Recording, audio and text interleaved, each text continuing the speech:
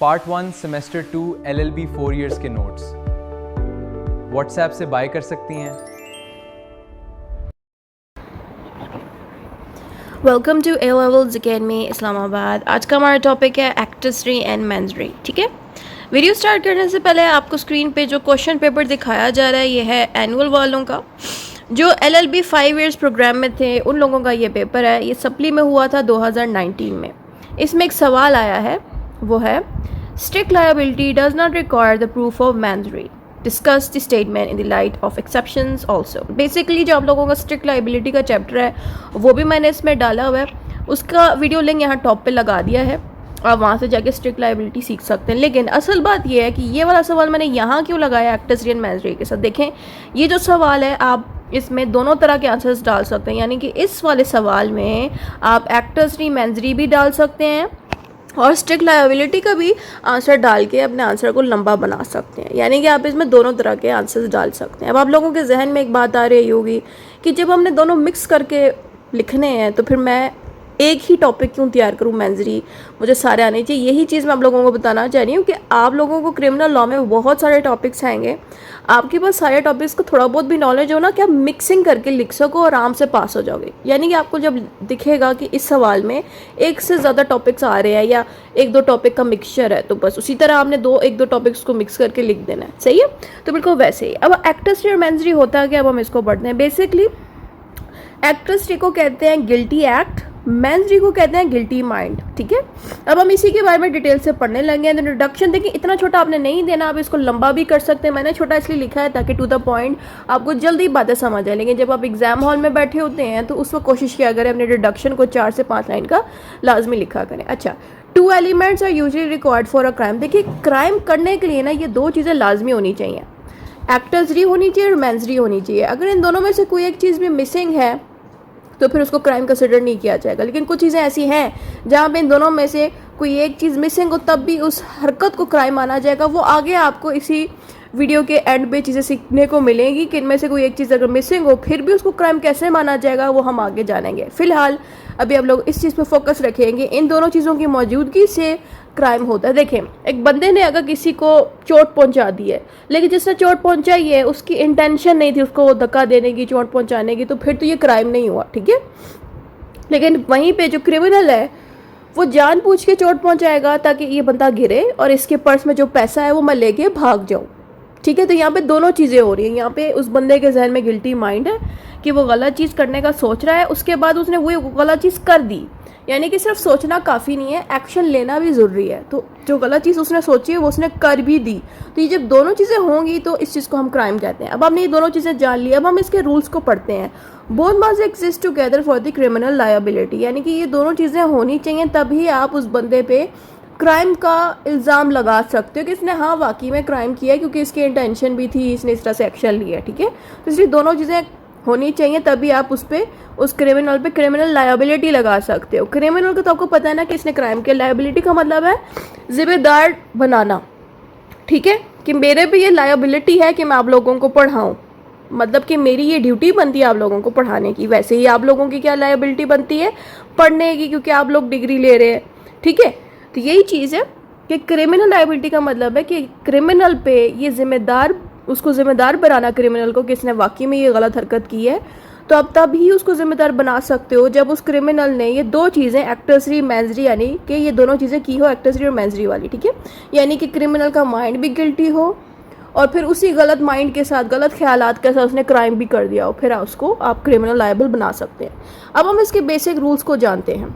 इसमें Latin maxim का इस्तेमाल है, वो है एक्टस नॉन फैसिड्रियम निसी मैंसिट्रिया। इसका मतलब है इंग्लिश में a person is not guilty unless the mind is also guilty.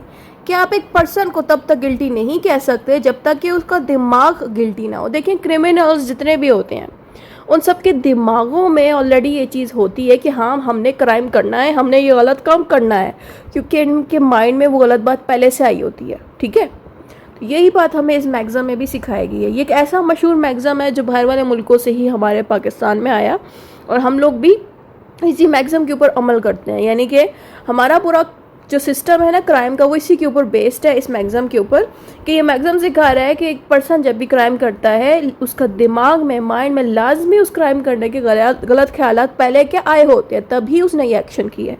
देखिए एक बंदा आराम से बैठा है, उसके दिमाग में कोई गलत ख्यालात नहीं आ रहा, तो उसका दिमाग ख़राब है कि वो जाके क्राइम करे। हमेशा क्राइम वही बंदा करता है जिसके दिमाग में ये बात पहले से बैठी हो कि मैंने ये गलत काम करने थे। अच्छा, अब हम आते हैं जनरल रूल्स पे। तो एक्टर्स और मेमोरीज को कंबाइन में क्या कहेंगे? क्राइम कहेंगे। इसकी एग्जांपल अब देख लेते हैं। If A accidentally kills B, if A और आ जो भी आप इसको कहें, उसने बी को गलती से गलत कत्ल कर दी, यानी कि ए समझ लिया कि इंसान का नाम ए है, उसने गलती से बी को कत्ल किया है ड्राइविंग करते हुए। तो यहाँ पे ड्राइविंग करते हुए ए से क्या हुआ कि ए ने लापरवाही कर दी।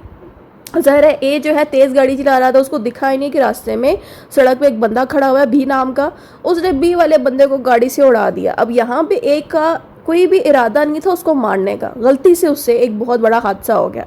तो यहाँ पे ए क्या है? ए को आप नेग्लिजेंस के लिए, नेग्लिजेंस टॉट का एक टॉपिक है, उसका लिंक मैं यहाँ लगा दूंगी, आप लाजमी देख लीजिएगा, बहुत ज़रूरी है। इस लॉ क्या नाम है सब्जेक्ट का, क्रिमिनल लॉ में भी आएगा नेग्लिजेंस। बहरहाल नेग्लिजेंस का मतलब है लापरवाही करना। आप इस बंदे पे क्राइम का इल्ज़ाम नहीं लगा सकते, आप इस बंदे पे नेग्लिजेंस के केस कोर्ट में चला सकते हो, क्राइम का नहीं। क्यों नहीं क्राइम का केस लगा सकते? क्योंकि इस बंदे ने खुद कहा है कोर्ट में कि मेरा कोई इरादा नहीं था इस बंदे को मारने का। हाँ मैं मानता हूँ मुझसे लापरवाही हुई, मैंने गाड़ी तेज़ चलाई, उससे उसकी जान चली गई, लेकिन यहाँ पे इस बंदे की, किसकी? एक ही जिसने गाड़ी से टक्कर मारी, इसका कोई इंटेंशन नहीं थी, नीयत नहीं थी मारने की। ठीक है, तो यहाँ पे आप लोग देख लें, नेग्लिजेंस का केस इस पे बंदे पे बन सकता है, क्रिमिनल लॉ वाला केस इस पे बन नहीं सकता क्योंकि इसने क्राइम नहीं किया। तो यहाँ पे आप लोगों ने एक बात सीखी कि मेंजरी और एक्ट्रेसिटी के होने से ही क्राइम होगा। अब आप ये नहीं कह सकते कि इस बंदे ने जान ले ली है तो ये क्रिमिनल है। नो, इसकी इंटेंशन नहीं थी जान लेने की, तो यहाँ इसने क्राइम कमिट नहीं किया, यहाँ पे इसने कोई और हरकत की, जैसे कि नेग्लिजेंस कमिट किया, उसको नेग्लिजेंस के अकॉर्डिंग एक को सजा लगेगी। ठीक है, तो ये आपने एक चीज़ देख ली कि यहाँ पे क्या हो रहा है? क्राइम नहीं हो रहा। ठीक है, क्योंकि यहाँ पे सिर्फ और सिर्फ एक्ट हुआ है, इंटेंशन मौजूद नहीं थे। एक्ट का मतलब है कि ए के वजह से बी मरा लेकिन गलती से मरा। ठीक है, अब हम एक्ट्रेसिटी को बहुत डिटेल से समझते हैं। एक दफ़ा एक्ट्रेसिटी समझ लिया, फिर हम आगे जाके मेंजरी को भी डिटेल से समझेंगे। तो सबसे पहले एक्ट्रेसिटी आता है। एक्ट्रेसिटी की आपने हेडिंग देनी है, मीनिंग ऑफ एक्ट्रेसिटी। एक्ट्रेसिटी का मतलब है फिजिकल और external element of the crime is called the wrongful act. एक्ट्रेसिटी का मतलब है एक्ट कर देना। ठीक है, यहाँ पे यही बात लिखी है कि आप फिजिकली एक्सटर्नली जाके क्राइम करके आ जाते हो, यानी कि फिजिकली आप उठते हो बेड से और अपने सिटिंग एरिया से उठते हो जहाँ पे अभी आप बैठे हो और उठ के जाके गलत काम वो कर आते हो जो आप पहले सोच रहे थे। ठीक है, इस कॉन्सेप्ट को एक्ट्रेसिटी कहते हैं। इतना ज़्यादा मुश्किल नहीं है कि एक बंदा वो क्राइम करके आ जाए, तो इसका मतलब है कि उसने वो एक्ट कर लिया है, उसने वो हरकत कर ली है। तो एक्ट से आप एक्ट्रेसिटी याद रख लेना कि इसने ये हरकत की। इसकी एग्जांपल आप देख लें, किसी को गलत तरीके से कत्ल कर देना, किसी के घर में जाके चोरी कर लेना, जो है ड्रग्स किसी को आप बेचना शुरू कर दो, या कोई भी गलत काम करना स्टार्ट कर दो जो लॉ में मना किए गए हैं, ये तमाम चीज़ होती है एक्ट्रेसिटी। मतलब इस बात का ये है कि ये ऑलरेडी एक्शंस जो है आपने ले लिए हैं, यानी कि आप बैठ के सोच नहीं रहे कि मैं जाके ड्रग्स लूँगा, बल्कि आप जाके लेने लगते हो ड्रग्स। आप सोच नहीं रहे कि मैं जाके चोरी करूँगा, बल्कि आप जाके चोरी कर लेते हो। तो जब आप ऑलरेडी कोई चीज़ कर लेते हो तो उस चीज़ को कहते हैं एक्ट्रेसिटी। इसके मज़ीद हम एलिमेंट्स देखते हैं कि एक्ट्रेसिटी में कौन कौन सी मज़ीद एलिमेंट्स मौजूद हैं। सबसे पहले आता है कंडक्ट। कंडक्ट को हम कहते हैं ह्यूमन बिहेवियर। कंडक्ट का लव इंसान के बिहेवियर के लिए यूज़ किया जाता है। ठीक है, तो बेसिकली एक्ट्रेसिटी में एक्ट यानी कि हकीकत में वो एक्शन, वो हरकत आप कर चुके हो। ठीक है, तो ये सबसे पहले नंबर पे आएगा। A criminal act must usually be voluntary. यहाँ पे एक लाइन लिखी है कि जब भी एक क्रिमिनल कोई एक्शन लेना, कोई हरकत करे, वो क्रिमिनल अपनी मर्जी से वो हरकत करे, यानी कि क्रिमिनल कहता है नहीं मुझसे किसी ने ये काम करवाया, फिर तो ये चीज़ एक्ट्रेसिटी में नहीं आती ना। लेकिन अगर एक बंदा खुद मानता है कि मैंने खुद ये क्राइम किया है, मैंने अपनी मर्जी से किया है, अपनी मर्जी को यहाँ पे कहते हैं वॉलंटरली, कि जो क्रिमिनल है उसने अपनी मर्जी से ये गलत हरकत की है, ये चीज़ यहाँ पे लिखी है। अब इसकी आप एग्जांपल दे सकते हैं। इंटेंशनली हिटिंग समवन, जानबूझ के किसी को धक्का देना, किसी को गिरा देना धक्का देके, या फिर जानबूझ के किसी को मुक्का मारना, जैसे कि इस तस्वीर में दिखाया जा रहा है कि एक बच्चा जानबूझ के दूसरे बच्चे को मुक्का मार रहा है, ठीक है। तो ये भी एक्टर स्ट्रीम में आता है। एक्टर स्ट्रीम का जरूरी मतलब ये नहीं है कि सिर्फ आप चोरी करते हो जाके, एक्टर स्ट्रीम में ये भी शामिल है कि आप किसी को तकलीफ पहुंचाते हो, ठीक है, किसी को मार के, किसी को धक्का दे के। अच्छा, अब इसमें एक और पॉइंट आता है, automatism, no liability if there is no consequences control. ये लाइन बड़ी जरूरी है समझने के लिए। देखें, अगर एक बंदा आपको मुक्का मार रहा है लेकिन उस बंदे की ये कंट्रोल में नहीं है कि उसने आपको मुक्का मारा, अब आप लोग सोच रहे हो कि ये क्या बात हुई मैम, एक बंदा हमें मुक्का मार रहा है और हम चुप करके बैठ रहे हैं कि इसने मुक्का मार दिया और उसका कंट्रोल नहीं था खुद पे। नहीं, देखिए, जो बंदा डायबिटीज़ का पेशेंट होता है, ठीक है, जिसको शुगर होती है, अब उसको नहीं पता होता कि वो जो एक्शंस उस वक्त वो कर रहा है वो क्या करे। अब देखिए, एक बंदे की शुगर बहुत ज़्यादा हाई हुई हुई है, ये बहुत लो हुई हुई है, ऑलरेडी वो बीमार बंदा है, और वो उस हालत में, अपनी उस बीमारी की सबसे खौफनाक हालत में, जब वो बेहोश होने की स्टेज पे, वो आपको मार देता है। तो ऐसी सिचुएशन पे उस बंदे के ऊपर क्राइम या उसको एक्ट्रेसिटी नहीं माना जाएगा। क्यों नहीं माना जाएगा? क्योंकि ऐसी सिचुएशन में वो बंदा अपनी ज़हनी हालत में नहीं था, अपने कंट्रोल में नहीं था। समझ आ रही है मेरी बात? जैसे कि आपने शुगर के पेशेंट्स देखे होंगे, जब वो एकदम उनकी शुगर हाई होती है, बेहोश होने लगते हैं, या लो हो तब भी। इसके अलावा और भी एग्जांपल ले लें कि एक बंदा नींद में अगर चलता है, अगर नींद में चलते हैं उसने किसी को थप्पड़ मार दिया है, बेशक ये बात फनी लग रही होगी, लेकिन अगर वो नींद में चल के ये कर रहा है या फिर बीमारी की हालत में किसी को मार रहा है, तो ऐसी सिचुएशन पे उस बंदे पे एक्ट्रेसिटी का इल्ज़ाम नहीं लगेगा। इसके मैंने यहाँ पे एग्जांपल्स भी देख लिए, क्योंकि कोई बंदा स्लीप वॉकिंग कर रहा है, कोई बंदा अनकॉन्शियस है यानी कि बेहोशी की हालत में है, या कोई बंदा डायबिटीज़ का पेशेंट है। इसमें मैंने एक केस लॉ भी डाला है। इस केस लॉ का नाम है RV क्विक, जो कि 1973 में हुआ। इस पर देखिए, मैंने एक तस्वीर भी लगाई है कि ये जो बंदा जो आपको मुक्का मारते हुए दिख रहा है, इसकी शक्ल से ही लग रहा है ये बहुत ज़्यादा बीमार है, इसको कुछ हुआ है जिसकी वजह से ये अपने कंट्रोल से बाहर हो गया और फिर इसने दूसरे बंदे को मुक्का मार दिया। क्या पता इस बंदे ने इसको कुछ ऐसा कह दिया हो और ये ऑलरेडी बीमार था, तो इसका हाथ जो है उठ गया। तो ऐसी सिचुएशन पे इस केस में एक बात सिखाई गई है, diabetic person attacked someone while suffering from a low sugar level. The court decided that he was not fully in control of his actions and therefore was not criminally responsible. यहाँ पे देखिए, ज़रूरी बात आप लोगों ने जान ली कि ये जो बंदा है, इसका शुगर लेवल लो था और ये ऑलरेडी एक डायबिटीज़ का पेशेंट था। उस हालत में इसने किसी बंदे को मुक्का मारा या कुछ गलत कर दिया, तो ऐसी सिचुएशन पे इस बंदे को क्रिमिनल नहीं माना जाएगा। इसको हम क्रिमिनल के अकॉर्डिंग क्रिमिनल की तरह सज़ा नहीं दे सकेंगे। जिस बंदे को हमें क्लियरली पता है कि ये बीमार है, इससे गलती से हाथ उठ गया, इसके जिस्म में कंट्रोल नहीं था, ये चीज़ मैंने पहले बता दी, वो चीज़ इस केस ने भी समझा दिया आप लोगों को। अब हम नेक्स्ट हेडिंग पे मूव करते हैं, वो है omission. Failure to act. Failure to act can be a crime if there is a legal duty. अच्छा, अब ये बड़ी ज़रूरी चीज़ है समझने के लिए। यहाँ पे मैंने पहले स्टार्टिंग पे ही बता दिया था कि बगैर एक्शन किए भी आप लोगों पे इल्ज़ाम क्राइम के लग जाएंगे। अब आप लोग सोच रहे हो कि मैम ये क्या बात हुई, क्राइम किए बगैर, मतलब कुछ किए बगैर ही हम लोग क्रिमिनल बन जाएंगे? ये भी होता है, ठीक है। कैसे क्रिमिनल, आप लोगों को नहीं कह रही, वैसे जनरल बात करेंगे, कैसे एक बंदा क्रिमिनल बन जाता है बगैर एक्शन लिए भी। उसके रीज़न ये हैं कि आपने किसी बंदे को कहा मुझे ये गाड़ी लेनी है, ठीक है, उस बंदे ने आपके सामने वो गाड़ी लेके आया, आपने पैसे दिए, ठीक है। जिस बंदे को आपने पैसे दिए गाड़ी के लिए, जिसने आपको गाड़ी देनी, वो गाड़ी ना दे, तो किसका नुकसान हो रहा है? आपका नुकसान हो रहा है, क्योंकि आपके पैसे भी उसने ले लिए, ऊपर से गाड़ी भी नहीं दी। तो यहाँ पे वो बंदा एक्शन कोई नहीं कर रहा, ना गाड़ी दे रहा है ना ले रहा है, बस एक्शन कर ही नहीं रहा। उसके ऊपर ड्यूटी बनती है आपको गाड़ी देने की, क्योंकि उसने पैसे आपसे ले लिए। तो यहाँ पे जो वो एक्शन नहीं करा गाड़ी ना देने की, ये भी एक क्रिमिनल हरकत है। इस पे भी जेल होती है, इस पे भी सजाएं होती है। यही बात यहाँ पे हमें सिखाई जा रही है कि ओमिशन यानी कि फेलियर टू एक्ट, कि आपको पता है कि आपके एक्ट ना करने से अगले बंदे का करोड़ों का नुकसान होगा, अगले बंदा जो है पैसे ले लेगा आपसे, जबकि उसका वो डिज़र्व करता है आपके पैसे। ज़ाहिर आपने उसे जो है गाड़ी लेनी है, तो आपने पैसे नहीं दिए, गाड़ी ले ली, या फिर आपने पैसे दे दिए, अगले ने गाड़ी नहीं दी। कुछ ना कुछ ऐसा हो गया कि अगले बंदे पे आप जुल्म कर रहे हो या आप पे वो अगला जुल्म कर रहा है कुछ ना करके।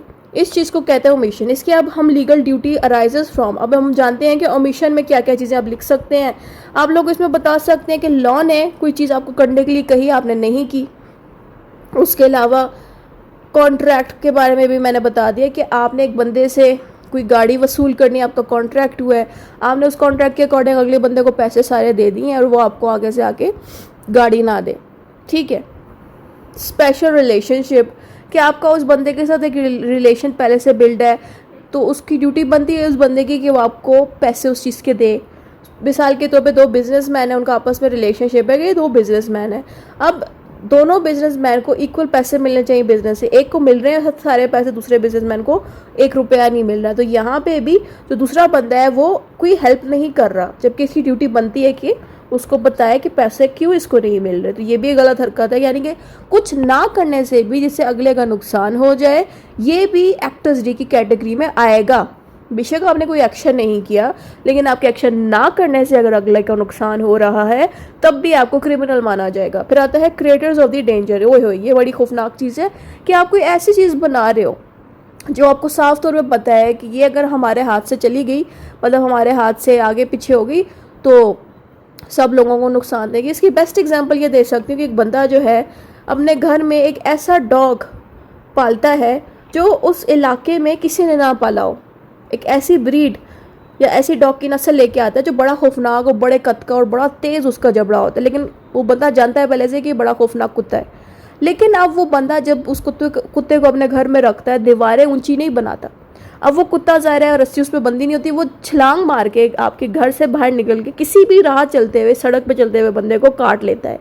इसमें कसूरवार कौन हुआ? आप खुद हुए, क्योंकि आपको पता था कि ये कुत्ता खौफनाक है, आपको पता था ये किसी पे हमला कर सकता है, आपको पता था इससे किसी की जान जा सकती है, फिर भी आप कुछ नहीं कर रहे और उस कुत्ते को पाल रहे हो, कोई डेंजरस चीज़ को अपने पास रख रहे हो, तो तब भी आपको जिम्मेदार ठहराया जाएगा। बेशक आपने कोई एक्शन नहीं लिया, लेकिन जिस चीज़ को अपने पास रखा है उसकी हिफाजत नहीं की, उसको संभाला नहीं है और उसके होने से किसी और नुकसान हो गया, तब भी आपको क्रिमिनल माना जाएगा। इसकी एग्जाम्पल ज़रूरी नहीं कोई जानवर हो, कोई मशीन भी हो सकती है, कोई ऐसा हथियार भी हो सकता है जो ख़तरनाक हो, अगर उसको कंट्रोल ना रखा जाए तो वो नुकसान दे सकता है आपके आसपास के लोगों को। फिर आता है हमारे पास assumptions of the responsibility.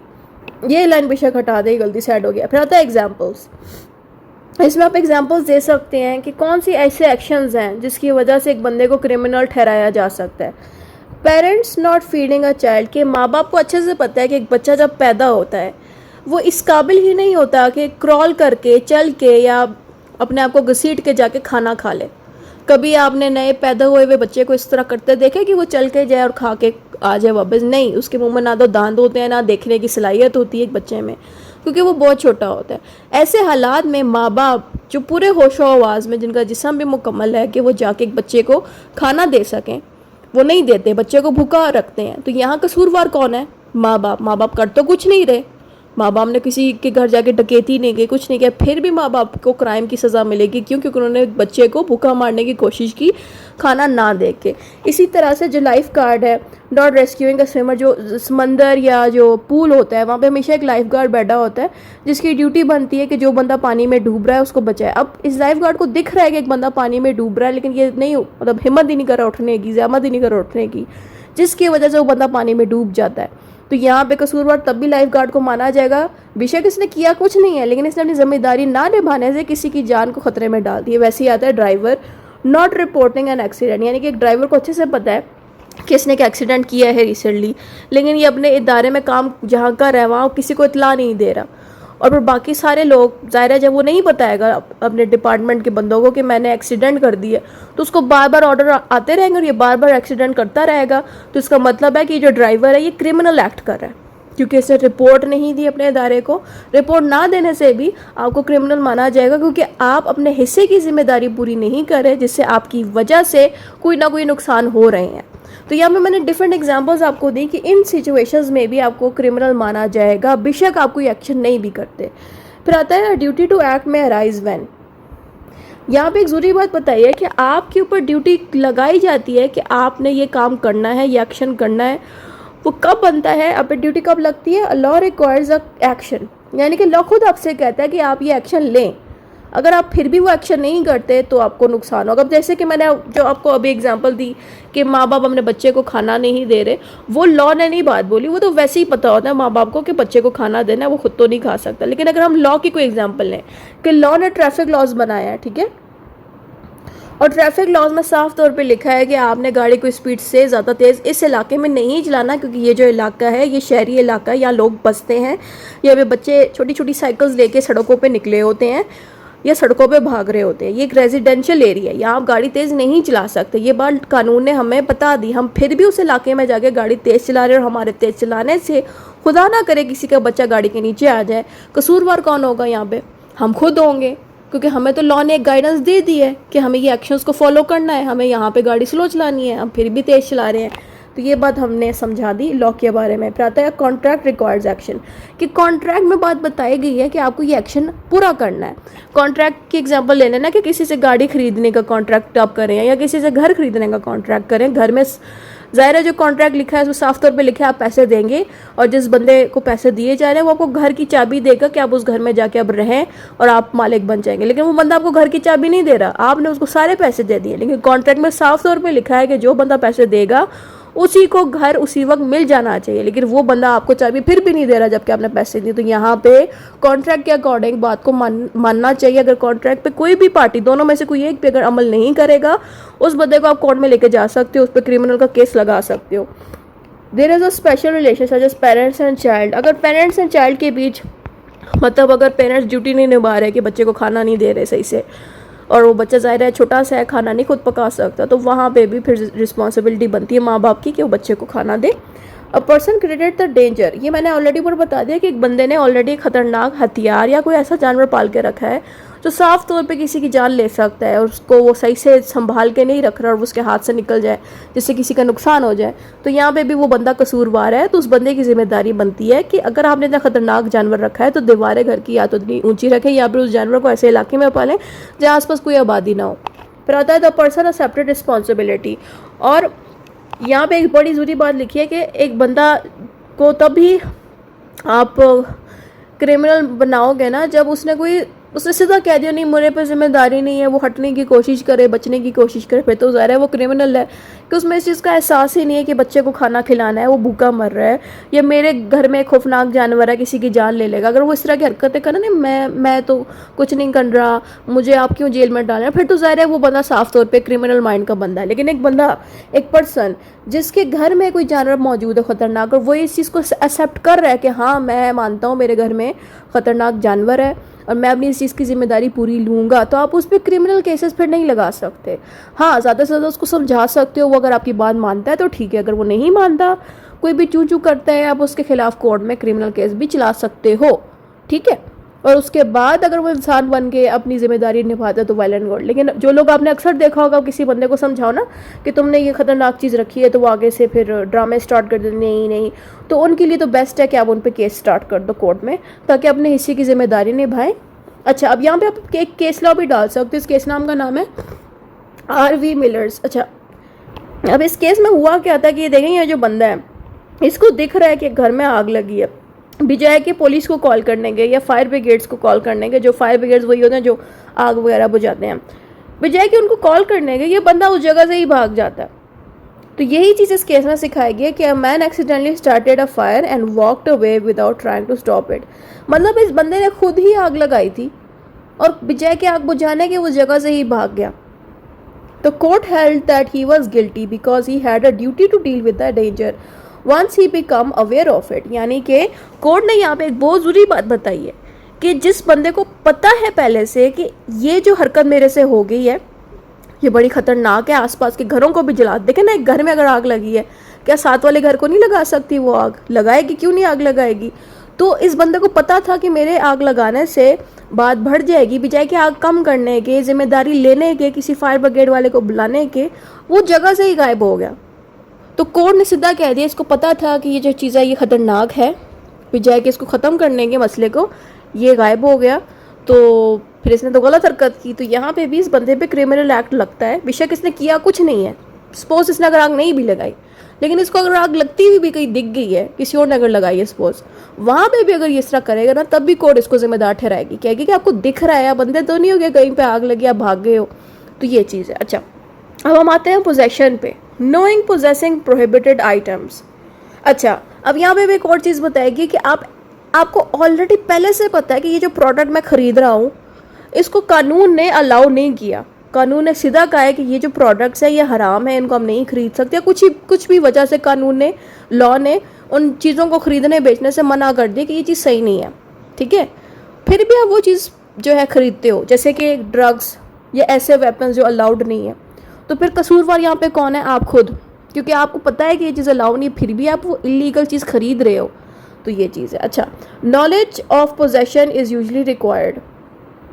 Knowledge of possession भी बड़ा ज़रूरी है। देखें ना, अब आप एक इज़्ज़तदार इंसान हैं, आपने बड़े इज़्ज़त के साथ किसी का घर ख़रीदा है, तो आप पे कसूर नहीं आएगा कि आपने घर किसी से छीन के लिया है, ठीक है। देखिए, अगर आपको पहले से पता है कि ये घर चोरी का है, किसी बंदे ने किसी को लूट के ये घर लिया है, मैं ऐसे ये ख़रीद रहा हूँ, अगर आपको पहले से इस चीज़ का नॉलेज है, फिर आपको भी उतना ही जिम्मेदार ठहराया जाएगा जितना उस बंदे को, जिसने तो गलत काम वैसे भी किया है, आपको भी उतना ही जिम्मेदार ठहराया जाएगा। बेशक आपने वो घर लूटा नहीं था, आप तो ख़रीद रहे हो, लेकिन आपको अच्छे से पता है ये घर मैं जो ले रहा हूँ ये किसी और की अमानत है और मैं ये बाय कर रहा हूँ, ये चोरी की अमानत मैं बाय कर रहा हूँ, तो तब आपको जिम्मेदार ठहराया जाएगा। ये बात यहाँ लिखी है कि जो पोजेशन है, यानी कि जो चीज़ आप खरीदते हैं, जिम्मेदारी तब लगती है जब आपको पता हो कि वो चीज़ किसकी है, ठीक है। इसकी एग्जांपल देख लें कि प्रॉपर्टी किसी और की थी और आप फिर भी खरीद रहे हो, ये जानते हुए भी कि ये प्रॉपर्टी किसी और की है, ये बंदा 2 नंबर है जो उसने चोरी की इस प्रॉपर्टी को, मैं फिर भी इससे ले रहा हूँ, तो फिर आप भी उतने ही कसूरवार होगे। टेकन विदाउट कंसेंट, यानी कि आप किसी की मर्ज़ी के बगैर कोई चीज़ ले रहे हो, किसी का मोबाइल कीमती सा अपने पास रख रहे हो कि अब मेरा हो गया, तो वो भी गलत है। डिसऑनेस्ट इंटेंशन एग्जिस्ट, कि आपको पहले से पता है कि ये प्रॉपर्टी किसी और की है, वहाँ पे आपकी भी नीयत ख़राब होगी कि आप कह रहे हो कि सस्ती मिल रही है, इतनी महंगी प्रॉपर्टी, तो आप ख़रीद रहे हो, तो यहाँ पे आप क्या कर रहे हो? डिसऑनेस्टी कर रहे हो अपने साथ और दूसरे बंदे के साथ भी, क्योंकि आपको पता है कि चीज़ सस्ती मिल रही है, बेशक चोरी की है, लेकिन आप खरीद रहे हो, क्योंकि यहाँ आपकी टेंशन गलत है, आप गलत चीज़ सोच रहे हो ना अपने लिए, दूसरे बंदे के लिए भी, तो इसलिए यहाँ पे बात लिखी है। अच्छा, अब हम आ जाते हैं मेंजरी पे। अब तक हमने जितना भी पढ़ा वो सारा एक्टर्सरी था, एक्टर्सरी की हम डिफरेंट चीज़ें सीखी। अब हम सीखने लगे मेंजरी क्या होता है। मेंजरी का मतलब होता है दिमाग में गलत ख्यालात आना। अब मेंजरी का मतलब ये नहीं कि दिमाग में गलत ख्याल आता है तो फ़ौरन से आपने गलत काम कर दिए, नो। एक्टर्सरी कहता है, जो हमने इससे पहले पढ़ा था, उसमें गलत काम हो जाते हैं, यानी कि उसमें सोचने की ज़रूरत नहीं पड़ती, हो जाते हैं, मतलब सोच के एकदम से आप वो काम कर लेते हो, वो एक्टर्सरी में आता है। लेकिन मेंजरी में ऐसा नहीं होता। मेंजरी का सिर्फ मतलब है कि आप गलत काम सिर्फ सोच रहे हो, अभी तक आपने कोई एक्शन किया नहीं है, ठीक है। यहाँ पे यही बात लिखनी कि मेंजरी का मतलब है गिल्टी माइंड या mental element of the crime. Mental element of the crime, अब आप सोच रहे हो कि गिल्टी माइंड तो समझ आता है कि दिमाग में कोई गिल्ट आ जाना, कोई गलत बात आ जाना, तो इसके साथ अगला लफ्ज mental element of a crime क्यों लिखा? देखिए, आपको एक सवाल आ सकता है, mental element of a crime के ऊपर डिस्कस करें। बेसिकली आपको एक बात बताऊं, जो क्रिमिनल्स होते हैं ना, उनके दिमाग में ये गंदगी मौजूद होती है। ये जो गंदगी है कि हम जाके चोरी करें, हम जाके रेप करें, हम जाके गलत काम करें, इनको कहते हैं क्रिमिनल्स के दिमाग में कोई ऐसा मेंटल प्रॉब्लम है जिसकी वजह से ये ऐसी हरकतें करते हैं क्रिमिनल्स। तो ये जो मेंजरी है, दिमाग में गलत ख्यालात आना, ये एक एलिमेंट है, एक पार्ट है इस क्राइम का, ठीक है, कि आपने हमेशा मेंशन करना है। फिर आगे आता है अ पर्सन। अब हमने इस मेंजरी में मज़ीद बातें बतानी है कि जो पर्सन है जिसके दिमाग में मेंजरी आ रही है, यानी कि गलत ख्यालात आ रहे हैं, वो ये 4 चीज़ें भी जानता है पहले से। उसको अच्छे से पता है कि ये जो चीज़ मेरे जहन में आ रही है इसके क्या असर पड़ सकते हैं, ठीक है। यानी कि ये जो एक्ट मैं करने वाला हूँ, मिसाल के तौर पर एक जो चोर है वो चोरी एकदम से नहीं करेगा, उसके पहले से जहन में होगा कि मैंने इस दुकान में जाके चोरी करनी है, पहले से उसने प्लानिंग की होती है।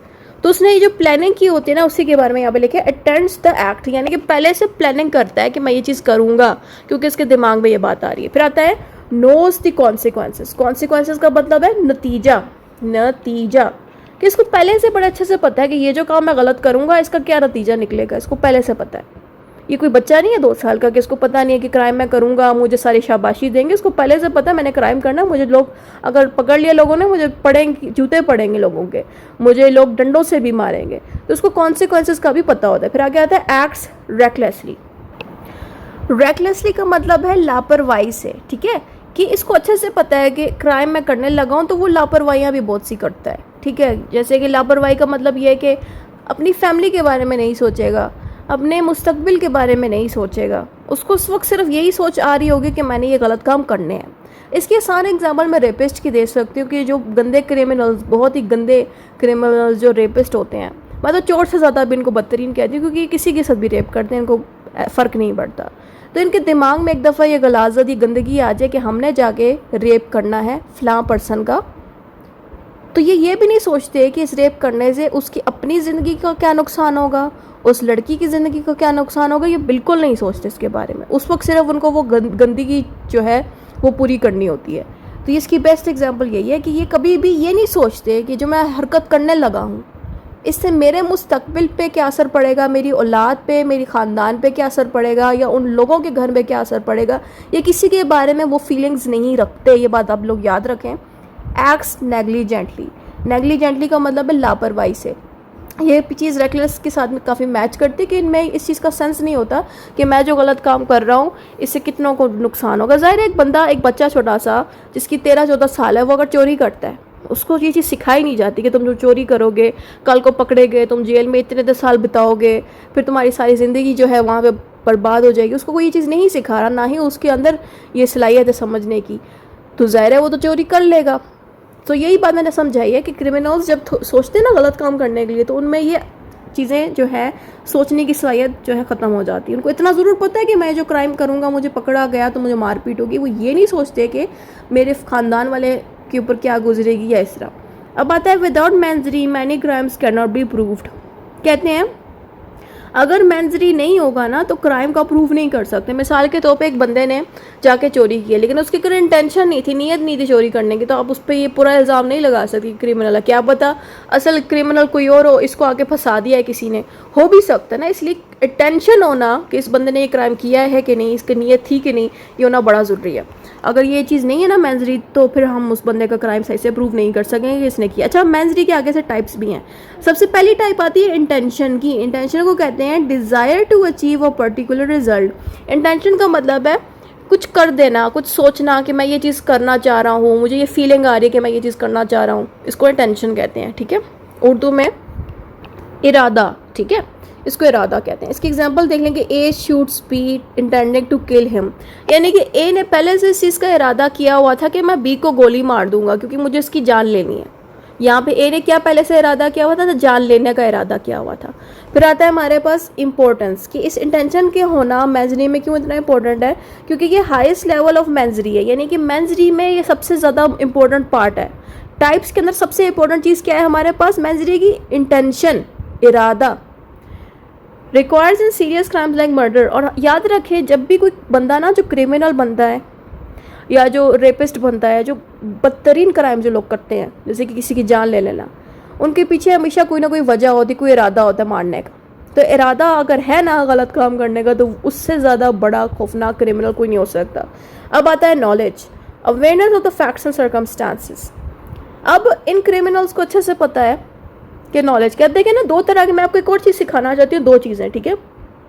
एक कैटेगरी के क्रिमिनल वो होते हैं जिनको सिर्फ बस इंटेंशन, इरादा पता होता है कि मैंने इस बंदे की जान लेनी है। उनको ये नहीं पता होता कि जान लेने के बाद आगे क्या होगा इनके साथ, यानी कि जिसने जान ली है वो ये चीज़ नहीं सोचते कि आगे उनके साथ क्या होगा। एक इस तरह के क्रिमिनल होते हैं। एक वो वाले क्रिमिनल होते हैं जिनको अच्छे से पता है कि मैं अगर इसकी जान लूँगा तो मेरे साथ बाद में क्या होगा, इनको अच्छे से पता है। तो इस तरह के दो तरह के कैटेगरी के क्रिमिनल्स भी होते हैं। इसलिए मैंने शुरू में कह दिया था कि इन सारी चीज़ों में सबसे ज़्यादा ज़रूरी क्या है, इरादा। चाहे क्रिमिनल को पता हो कि उसके इस इरादे से नुकसान क्या होगा आगे उसको, चाहे उसको ना भी पता हो कि आगे क्या नुकसान होगा, दोनों सिचुएशन में उस बंदे का इरादा, यानी कि चाहे क्रिमिनल जिस भी कैटेगरी का हो, चाहे इसको पता हो कि गलत काम करने का क्या नतीजा है, या इस तरह का क्रिमिनल हो जिसको पता है गलत काम करने का क्या नतीजा है, उसको नहीं, अच्छा एक को पता है कि नतीजा क्या निकलेगा, एक को नहीं पता कि गलत काम करने का नतीजा क्या निकलेगा। लेकिन यहाँ पे दोनों बंदों की एक चीज़ कॉमन है, एक जैसी है। वो क्या है कि दोनों बंदों का इंटेंशन थी कि हमने ये गलत काम करना है। इसलिए मैंने आपको पहले ही कह दिया इंटेंशन ज़्यादा इंपॉर्टेंट है compare to the other types, क्योंकि जो नॉलेज है ना वो हर क्रिमिनल को पहले से नहीं होता। जैसे मैंने आपके सामने एक बच्चे की एग्जांपल है कि एक बच्चे को आप अगर नहीं बता रहे कि तुम ये गलत काम करोगे तो तुम्हारे साथ क्या होगा, तुम्हें जो है कोर्ट में जाना पड़ेगा, पुलिस स्टेशन जाना पड़ेगा, जेल तुम्हें इतनी लंबी होगी, तुम्हारी आधी ज़िंदगी जेल में बर्बाद हो जाएगी, ये बात उस बच्चे को नहीं सिखाई गई, ना ही उस चीज़ को इसका इल्म है। वो फिर भी वो गलत काम एक गलत इरादे से कर देता है। अब वो जेल में बाद में रह रहे इतने सालों से, फिर बाद में पछता रहा है कि मुझे तो इसका पता नहीं था।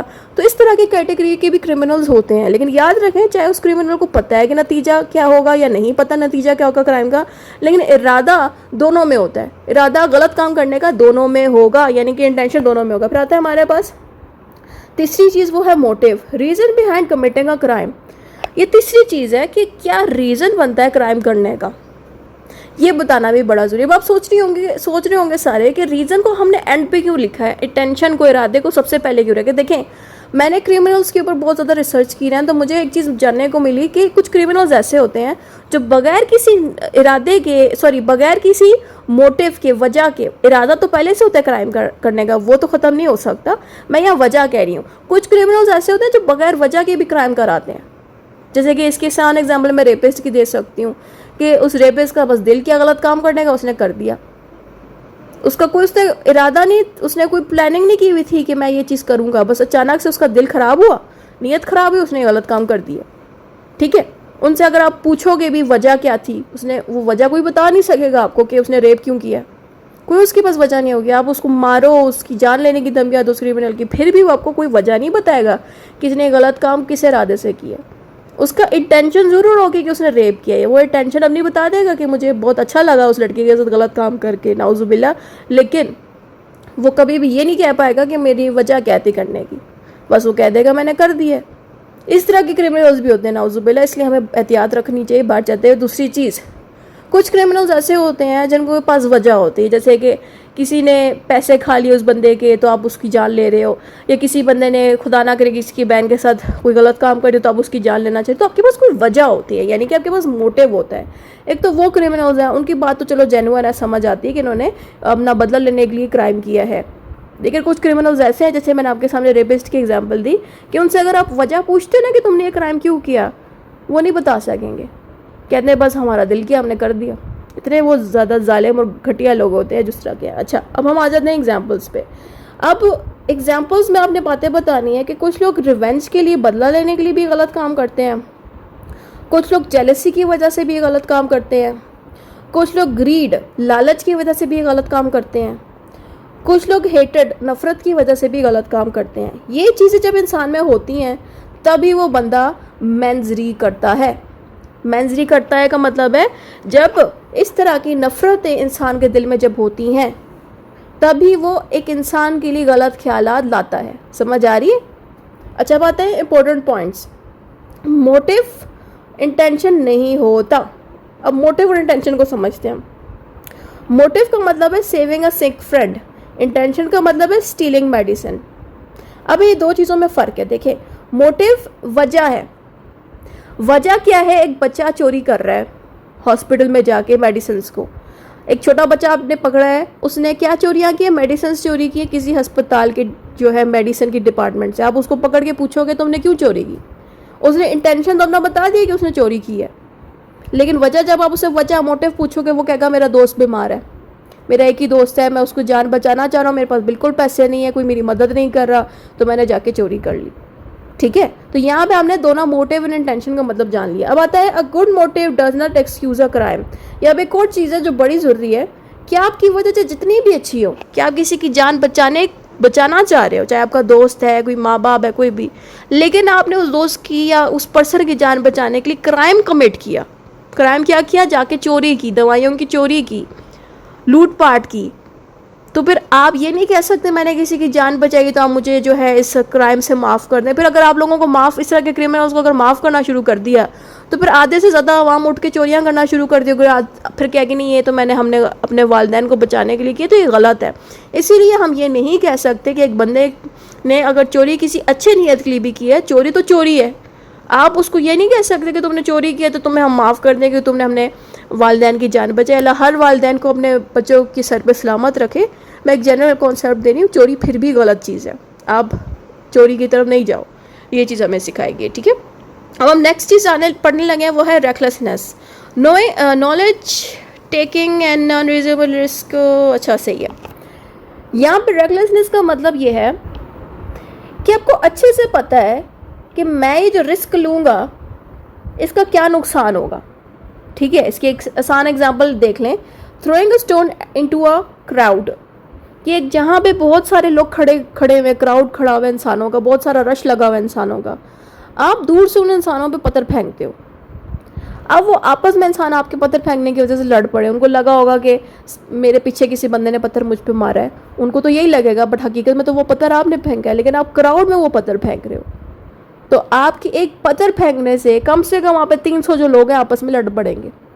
तो यहाँ पे आप क्या कर रहे हो, रेकलेसली सोच रहे हो, आप दिमाग से काम से इसे नहीं ले रहे। आपको पता है मैं ये चीज़ करूँगा, थोड़ा बहुत भी आपको नॉलेज होगा, बस आप वो चीज़ कर लोगे। आप ज़्यादा नॉलेज रखना ही नहीं चाहते, आप ये चीज़ सोचना ही नहीं चाहते कि मेरी इस हरकत से आगे क्या होगा। आपको बस उस वक्त थोड़ी सी चीज़ों को पता होगा कि मैं जो है क्राउड में, रश में जो है पत्थर फेंक दूँगा, थोड़ा बहुत लड़ पड़ेंगे, इतना सही आप करोगे। ये नहीं सोचोगे कि उस लड़ने से अगर किसी की जान चली गई, मारपीट से कुछ ज़्यादा बड़ा हादसा हो गया, किसी की ज़िंदगी ख़राब होगी, किसी का साथ ज्यादती हो गई, तो आप उस चीज़ के बारे में नहीं सोचोगे। तो यही चीज़ है कि इनमें ये रेकलेसनेस बहुत ज़्यादा होती है। अब इसी रेकलेसनेस के आगे टाइप्स भी आ जाती है। पहली टाइप है subjective recklessness. Accused knows the risk but ignores it. जिस बंदे पे इल्ज़ाम लगा ना उसको हम एक्यूज्ड कहते हैं। सपोज क्रिमिनल की एग्जांपल ले लेते हैं, एक्यूज की जगह हम क्रिमिनल कह देते हैं, ठीक है, ताकि आपको कन्फ्यूजन ना हो। अच्छा, जो क्रिमिनल है उसको अच्छे से पता है कि ये जो मैंने रिस्क लिया है इसके क्या नुकसान होंगे, वो फिर भी उस रिस्क को इग्नोर करेगा। इसकी मैं आसान एग्जांपल कोई दे देती हूँ कि एक बंदा है बड़ा अजीब सा, उसने एक बड़े साइज़ का ना, एक गांव है उसमें दरमियान में ना उसने गड्ढा बनाया हुआ है बड़े साइज़ का, कि बारिश होगी तो उधर पानी जमा होगा। अब वो अपने फ़ायदा को उधर सोच रहा है कि इधर पानी जमा होगा, ये पानी जो है मैं यूज़ करूँगा अपने फसलों के लिए और लोगों को नहीं दूंगा, ये पानी सिर्फ मेरा है। अब हुआ क्या कि बारिश इतनी ज़्यादा होगी कि वो सारा पानी आम लोगों के घरों में जाना शुरू हो गया। और ये घरों में क्यों जा रहा है, क्योंकि इस बंदे ने खड्डा बनाया था और इसी की खड्डा बनाने से दूसरों का नुकसान हो रहा है। ये उसकी जिम्मेदारी ले ही नहीं रहा, कहते मेरा मसला तो नहीं है, मैंने तो ये रिस्क ले लिया है। मतलब ये इस तरह के बंदे होते हैं, क्रिमिनल्स टाइप के। फिर आते हैं objective recklessness. A reasonable person would have recognised the risk. ये बड़ी ज़रूरी बात है कि ऐसे बंदे होते हैं जिनको पहले से पता होता है कि मैं जो ये रिस्क लूँगा इसके क्या नुकसान होंगे, तो ये उस चीज़ के बारे में सोचेंगे। दो तरह की चीज़ें मैंने आप लोगों को बताई कि जो पहले वाला बंदा है उसने इस चीज़ के बारे में नहीं सोचा कि मैं ये जो हरकत कर रहा हूँ इससे किसी का नुकसान होगा कि नहीं, पहले वाले ने ये चीज़ नहीं सोची। लेकिन जो ऑब्जेक्टिव रेकलेसनेस टाइप का जो बंदा है उसको पहले से अच्छे से पता है कि मैं जो एक्शन करने लगा हूँ इससे कितनों को नुकसान हो सकता है। अगर मेरे हाथ से, मिसाल के तौर पे वो जो गड्ढे का मैंने आपको एग्जांपल दी कि पहले वाले बंदे ने सिर्फ गड्ढे के बारे में सोचा कि मुझे फ़ायदा मिलेगा, उसने ये नहीं सोचा कि इससे रिस्क अगर हो गया, कोई नुकसान हो गया, इससे नुकसान की तरफ देखा ही नहीं, सिर्फ अपने फ़ायदे को उसने देखा, ये सोचा ही नहीं कि नुकसान भी हो सकता है। तो दूसरा बंदा है उसने नुकसान के बारे में भी सोचा था, ठीक है। अब इसकी तीसरी टाइप है नेग्लिजेंस की। Failure to use reasonable care. Negligence का मतलब है लापरवाही करना। अगर आपको किसी बंदे ने कहा है कि मैं जा रहा हूँ, मेरी गाड़ी का ध्यान रखना, मैं तुम्हें पैसे दे रहा हूँ इस चीज़ की, अब वो बंदे को आप पैसे भी दे के जा रहे हो इस चीज़ के कि मेरी गाड़ी पर नज़र रखो, कोई इसको लेकर ना चला जाए, वो फिर भी आपसे पैसे लेके भी वो बंदा सो जाता है। और कोई बंदा मतलब एक लुटेरा आके, एक चोर आके गाड़ी लेके गायब हो जाता है क्योंकि वो बंदा सो रहा है जिसको हमने जिम्मेदारी दी थी कि वो गाड़ी पे नज़र रखे। तो यहाँ पे क्या हुआ कि उसने अपनी केयरलेसनेस दिखाई, केयर नहीं की। फिर आता है ऑर्डिनरी नेग्लिजेंस, सिंपल केयरलेसनेस, ठीक है। दोनों एक ही चीज़ है, ज़्यादा फर्क नहीं है, बट यहाँ पे हम नेग्लिजेंस के ना दो टाइप्स देख रहे हैं, एक है ऑर्डिनरी नेग्लिजेंस, एक है ग्रॉस नेग्लिजेंस। अब इन दोनों के बारे में फ़र्क आप जान लें। ऑर्डिनरी नेग्लिजेंस का मतलब है कि मामूली सी लापरवाही से छोटा मोटा नुकसान हो जाए, लेकिन ग्रॉस नेग्लिजेंस का मतलब है कि वो बहुत ही बड़ा नुकसान हो जाए, कि आपकी करोड़ों की गाड़ी कोई लेके चला जाए, जिसको हमने जिम्मेदारी दी है वो सो गया और कोई आपकी महंगी गाड़ी करोड़ों की लेके चला गया, ये ग्रॉस नेग्लिजेंस में हिस्सा आता है। उसके अलावा leaving a child into the lock car in extreme heat. ओहो, कितनी खौफनाक एग्जांपल दे दिए मैंने यहाँ पे कि एक छोटे से बच्चे को जो बेचारा ना दरवाज़ा खोल सकता खुद से, उसको आप गर्म गाड़ी में, जो आपको पहले से पता है बाहर इतना तेज़ गर्म इन्वायरमेंट है, आप ना एसी लगा के दे रहे हो, उस बच्चे को गाड़ी में आप छोड़ के चले गए, क्या होगा, बच्चा मर जाएगा। तो ये चीज़ है, तो इसलिए ये चीज़ एक्सट्रीम पे चली जाती है, चाहे आपकी करोड़ों की गाड़ी चली जाए, कि आपके लापरवाही से किसी की जान चली जाए। तो जब इस तरह की लापरवाहियाँ हो ना जो हद से ज़्यादा हों, तो वो ग्रॉस की कैटेगरी में आती है, ठीक है। कोई मामूली सी लापरवाही से छोटी मोटी चीज़ हो जाए तो वो ऑर्डिनरी में आता है। अच्छा, अब आता है strict liability. No need to prove mens. अच्छा, स्ट्रिक्ट लायबिलिटी का चैप्टर जब आप सीख लेंगे ना तो ये लाइन अच्छे से समझ आएगी कि जब स्ट्रिक्ट लायबिलिटी हो वहाँ पे मेंस प्रूव करने की जरूरत नहीं है, ठीक है। तो स्ट्रिक्ट लायबिलिटी की चैप्टर देख लीजिएगा। अच्छा, traffic offences, regular offences, public welfare, only the prohibited act needs proof. I think ये स्किप करते हैं काफ़ी। अब हम नेक्स्ट हेडिंग पे आ जाते हैं, वो है कोइंसिडेंस ऑफ द एक्टर्सरी एंड मेंसरी। For most crimes guilty mind and guilty act and guilty mind must exist at the same time. अच्छा, यहाँ पे एक हेडिंग दी है कोइंसिडेंस ऑफ द एक्टर्स एंड मेंस। यहाँ पे सेम बात बतानी है कि क्राइम कमिट करने के लिए माइंड का गिल्टी होना और हरकत का भी गिल्टी होना ज़रूरी है। यहाँ पे ये लिखा है कि गिल्टी माइंड होना और गिल्टी एक्ट होना, दोनों चीज़ें जब होंगी तो फिर इस चीज़ को क्राइम कहेंगे। ये दोनों इकट्ठे होनी चाहिए, यानी कि जब भी कोई बंदा क्राइम करे तो उसके पीछे उसका दिमाग भी क्राइम करने के लिए उसको उकसा रहा हो कि तुम ये क्राइम करो, यानी कि दोनों चीज़ें हो, मेंसरी भी हो, वहाँ पे एक्टर्सरी भी हो, तभी उस चीज़ को क्राइम माना जाएगा। That's it. वही सेम बात हमने दोबारा यहाँ पे दोहरा ली। अब हम आगे एक्सेप्शंस पे। अब यहाँ पे एक नई चीज़ सीखने को मिली है, एक्सेप्शन। एक्सेप्शन को कहते हैं कि इन दोनों में से कोई एक चीज़ ना हो फिर भी आपने क्राइम कर लिया है। इन दोनों में से कोई एक चीज़ ना हो फिर भी आपकी हरकत को क्राइम माना जाएगा, ये एक्सेप्शंस में आता है। ठीक है। अब यहाँ पे हमने बताना है कि अगर मेंसरी ना हो, मेंसरी क्या है? Guilty mind. गिल्टी माइंड, अगर गिल्टी माइंड नहीं है और आपने एक्शन ले लिया है, एक सेकंड मैंने उल्टा ना पढ़ लिया, मेंसरी विदाउट एक्टर्सरी, मैंने उल्टा बोल दिया था। बेसिकली यहाँ पे कह रहे हैं आपका माइंड गिल्टी हो लेकिन आपने एक्शन कोई ना किया हो, तब भी आप पे सज़ा लगेगी। इसके बारे में मैंने लिखा है some crimes can exist even before the main act is carried out. कि आपने सिर्फ इरादा भी किया हो ना कि मैंने ये क्राइम करना है, लेकिन आपने किया ना हो, तब भी आपको क्रिमिनल माना जाएगा। इसकी बेस्ट एग्जांपल मैंने कॉन्स्पिरेंसी की दी है कि when people agree and plan to commit a crime the agreement itself is a crime. कि आपने अभी तक क्राइम किया नहीं है। मिसाल के तौर पे ग्रुप में 1 2 3 4 5 बंदे हैं और ये 5 बंदे थेफ्ट, चोरी करने के एक प्लान बना रहे हैं। अभी तक इन्होंने चोरी की नहीं है, सिर्फ प्लानिंग की है। यहाँ पे क्या हो रहा है? मेंसरी की है कि गिल्टी माइंड इन सबका बन गया, इन्होंने अभी तक एक्ट नहीं किया, सिर्फ प्लानिंग की है। इस चीज़ को भी हम क्राइम कहेंगे कि जो एग्रीमेंट हुआ है, जो आपस में इन बंदों का एक डिसाइड हुआ है कि हमने ये गलत काम करने हैं, जबकि उन्होंने किया नहीं है, सिर्फ डिसाइड किया है, सिर्फ एग्रीमेंट किया है, उसी के ऊपर ही इनको क्रिमिनल माना जाएगा। बेशक इन्होंने क्राइम नहीं किया, फिर भी इनको क्रिमिनल की तरह ही सज़ा मिलेगी। ये चीज़ हमने यहाँ पे जानी। फिर आता है एक्टर्सरी विदाउट मेंसरी। अब यहाँ पे अब इन दोनों में फ़र्क देख लें। पहले वाले में हमने क्या सीखा कि सिर्फ दिमाग गिल्टी हो, एक्शन ना लिया हो, तभी बंदा क्रिमिनल माना जाएगा, जैसे मैंने आपको एग्जांपल देके बताया। लेकिन इसके साथ मैंने दूसरी बात भी बताई कि आपने एक्शन कर लिया है लेकिन आपका दिमाग में कोई गिल्ट नहीं था, यानी कि आपने एक्शन जो किया आपके दिमाग में पहले से कोई गिल्टी माइंड नहीं था, आप क्रिमिनल नहीं हो, आप ना सोच रहे थे ये गलत काम करने का, लेकिन आप फिर भी एक्शन ऐसे कर लेते हो कि आपके एक्शन से किसी का नुकसान हो जाए, तो तब भी आपको क्रिमिनल माना जाएगा। अब देखते हैं कैसे आपको क्रिमिनल माना जाएगा। वो है some offences do not require the guilty mind. कि कुछ क्राइम्स ऐसे होते हैं जिसके लिए गिल्टी माइंड का होना इतना ज़रूरी नहीं है। वो कौन से इसकी एग्जाम्पल देखते हैं। Certain traffic violations can result in liability even if there was no intention to break the law।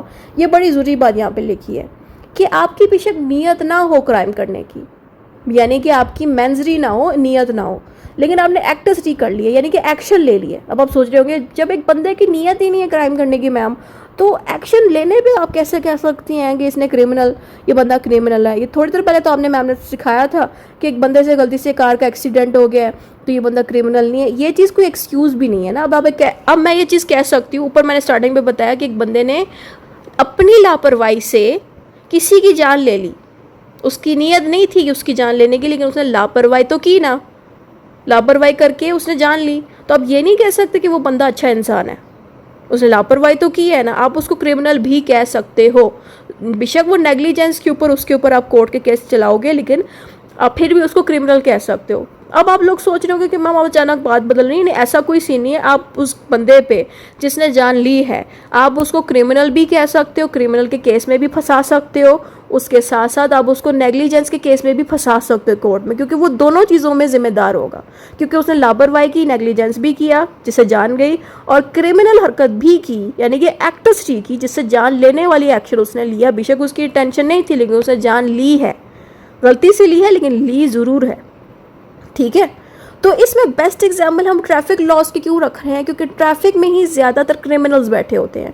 अब आप लोग सोच रहे होंगे मैम ये ट्रैफिक में कैसे क्रिमिनल्स बैठे होते। देखें ना, ये जो अमीर बिगड़े हुए बच्चे जो होते हैं माँ बाप के, वो गाड़ियाँ लेके अपने माँ बाप की निकल जाते हैं ना, उनके पास लाइसेंस होता है, सड़क पे वो गाड़ियाँ उड़ा रहे होते हैं, किसी को भी गाड़ी के नीचे ले आते हैं, बाद में कहते हैं कि हमसे इतने पैसे ले लो। वो थोड़ी सोचते हैं कि हमने किसी की जान ली है। तो यही बात मैं आप लोगों को समझाना चाह रही हूँ कि कुछ पर्सन्स इस तरह के होते हैं जिनकी नीयत नहीं होती किसी की जान लेने की, लेकिन अगर वो ट्रैफिक लॉस को भी अगर वायलेट कर रहे हैं, फॉलो नहीं कर रहे और जिम्मेदारी नहीं ले रहे कि हमें गाड़ी की स्पीड स्लो रखनी है या रेड सिग्नल पे गाड़ी को रोकना है, वो इस चीज़ का ख्याल ही नहीं रख रहे और इनकी वजह से लोगों की जानें जा रही हैं, तो इनको भी आप क्रिमिनल ही कहोगे ना। इनको अब ये थोड़ी कह सकते हैं आम बंदे हैं बस उनसे गलती से हो गया। कैसे गलती से हो गया? ये बार बार सेम गलती थोड़ी कर सकते हैं। ज़ाहिर अगर ये सेम कर रहे हैं हरकत, इसका मतलब ये लोग भी क्रिमिनल्स हुए। बेशक इनका इरादा नहीं था, लेकिन उन्होंने फिर भी वो हरकतें की, बार बार क्राइम कर रहे हैं रोड वाले कि लोगों को गाड़ी के नीचे कुछ चल रहे हैं, बार बार कर रहे हैं। ठीक है, तो ये तो आगे से कहनी हमारा इरादा नहीं था बट गलती से गाड़ी के नीचे आ गया क्योंकि हमें नज़र नहीं आया, क्योंकि हमारी गाड़ी बड़ी तेज़ चल रही थी, तो ये कोई एक्सक्यूज़ नहीं है। ये बात यहाँ बताई गई है। ठीक है, अब हम थोड़ा सा डिफरेंस देख लेते हैं कि एक्टर्स डे और मैच डे में क्या फ़र्क है। एक्टर्स डे का मतलब है क्या फिजिकली जाके वो हरकत कर लेते हो, मैच डे का मतलब है सिर्फ सोच रहे होते हो। एक्टर्स डे का मतलब है गलत हरकत करना और ओमिशन करना, यानी कि बगैर हरकत किए भी आपको जिम्मेदार ठहराया जाएगा, जो हमने ऊपर थोड़ी देर पहले पढ़ा था। मैच डे का मतलब है गलत इरादे आना, नॉलेज होना आपको पहले से कि गलत काम है। एक्टर्स डे में आता है रिलेटेड टू कंडक्ट, यानी कि कंडक्ट मीन बिहेवियर, कि आप हरकत कर देते हो गलत। मैच डे का मतलब है related to state of mind, कि ये सिर्फ दिमाग के ऊपर ख्यालात होते हैं, अभी तक आप एक्शंस नहीं लेते, सिर्फ दिमाग में गलत बातें आ रही होती कि गलत काम करो।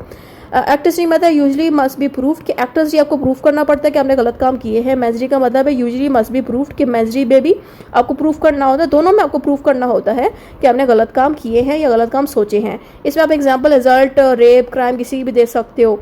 मैच डे में आपको एग्जाम्पल देनी है intention to harm. Intention to harm का मतलब है इंटेंशन है आपके दिल में कि आप अगले का नुकसान करो, ये मैच डे के अंदर गलत ख्यालात होते हैं। चलो इतना सा आपने जान लिया, अब हम इसके कंक्लूजन देख लेते हैं। कंक्लूजन में भी सारा आपने बताना एक्टर्स डे मैच डे क्या होता है, आपने बताना है नॉर्मली ये दोनों एक दूसरे के साथ जब इकट्ठे हों तभी उस बंदे को आप क्रिमिनली रिस्पॉन्सिबल बना सकते हो कि ये बंदा क्रिमिनल है क्योंकि उसके अंदर उसने ये दोनों चीज़ें की। लेकिन अगर हाँ बस इतना काफ़ी है, बाकी जितना ऊपर पढ़ा है ना वो दोबारा से आप शॉर्ट करके कंक्लूजन में लिख दें। इतना ही था इस वीडियो में। होप्स आपको अच्छी लगी हो, आसान लगी हो, और आप डिफरेंट कमेंट्स करके अपने राय दे सकते हैं कि आपको मज़ीद किस तरह की वीडियोज़ और चाहिए। थैंक यू, खुदा हाफिज़।